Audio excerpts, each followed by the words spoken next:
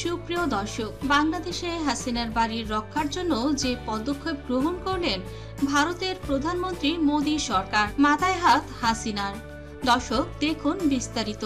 ধানমন্ডি ৩২ নম্বরের বাড়ি ভাঙচুরের ঘটনায় অন্তর্বর্তী সরকারের বিবৃতি দিয়েছে ডক্টর ইউনূস। ধানমন্ডি ৩২ নম্বর বাড়ি ভাঙচুরের ঘটনাকে উল্লেখ করে বিবৃতি দিয়েছেন অন্তর্বর্তী সরকারের প্রধান উপদেষ্টা ডক্টর ইউনূস। সেই সঙ্গে পলাতক অবস্থায় ভারতে বসে শেখ হাসিনার উস্কানিমূলক বক্তব্যের কারণেই জনমনে গভীর ক্রোধে এমন বহিঃপ্রকাশ ঘটেছে বলে উল্লেখ করেছেন প্রধান উপদেষ্টা ডক্টর ইউনূস। ডক্টর ইউনূসের দাবি, মোদী শেখ হাসিনাকে আশ্রয় দিয়েছে, এতে করেই সাহস সঞ্চয় করেছে শেখ হাসিনা।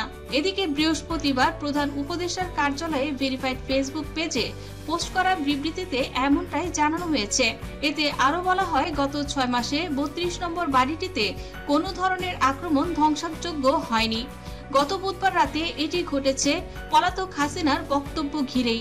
শেখ হাসিনার বাড়ি পুরানোর মূল কারণ হলো, গত বুধবার রাতে শেখ হাসিনা তার ভেরিফাইড ফেসবুকে একটি ভিডিও শেয়ার করেছেন।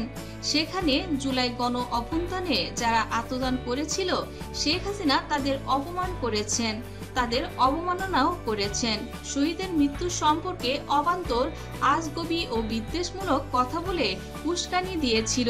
ক্ষমতায় থাকাকালে যে সুরে কথা বলতেন, গণ অভ্যুত্থানের মুখে পালিয়ে যাওয়ার পরও তিনি ঠিক একইভাবে হুমকি ধামকি সুরেই জুলাই গণ অভ্যুত্থানকে এবং এতে অংশ নেওয়া প্রতিটি মানুষের বিরুদ্ধে কথা বলেই চলেছিলেন এবং হুমকি ধামকি দিচ্ছিলেন। শেখ হাসিনা দেশে অস্থিতিশীলতা সৃষ্টির হুমকি ধামকি দিচ্ছেন। মানুষের মনে জুলাই গণ অভ্যুত্থান নিয়ে যে ক্ষত রয়েছে, সেই ক্ষতটা শেখ হাসিনা একের পর এক আঘাত করেই চলেছে।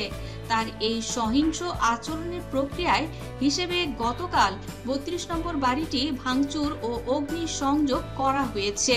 এদিকে নিজের বাড়িটি ধাও ধাও করে পুড়ে যাচ্ছে।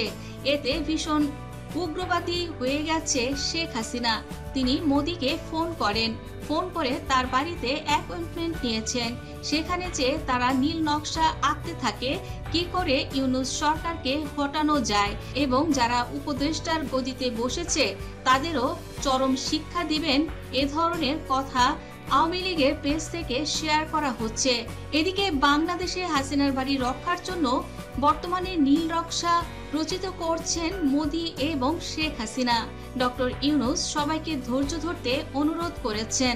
এদিকে বৈষম্য বিরোধী ছাত্র আন্দোলনের উপদেষ্টা সার্জিস আলম এবং হাসনাত তারা শেখ হাসিনা এবং মোদীকে এবার চুপ থাকতে বলে বলেন, যতই এবার তারা নীল নকশা করুক না কেন, তাদের কোনো পদক্ষেপ কোনোভাবেই মাথা চাড়া দিয়ে এগোতে দেয়া চলবে না।